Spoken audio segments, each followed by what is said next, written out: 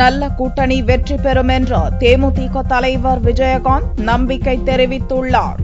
தமிழக எதிர்க்கட்சித் தலைவரும் தேமுதிக தலைவருமான விஜயகாந்த் சாலிகிராமத்தில் தனது வீட்டிற்கு அருகில் உள்ள பள்ளியில் மனைவி பிரேமலதா மகன்களுடன் வந்து ஓட்டு போட்டார். பின்னர் செய்தியாளர்களிடம் பேசிய விஜயகாந்த் நல்ல கூட்டணி வெற்றி பெறும் என்று நம்பிக்கை தெரிவித்தார்.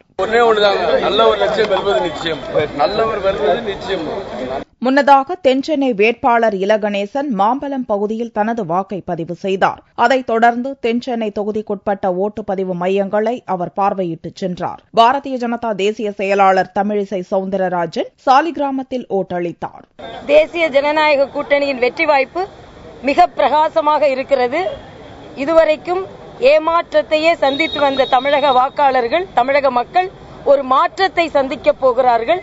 அது ஒரு மிகப்பெரிய மாற்றமாக, தேசிய அளவில் பேசப்படும் மாற்றமாக இருக்கும் என்பதில் எந்தவித மாற்று கருத்தும் இல்லை.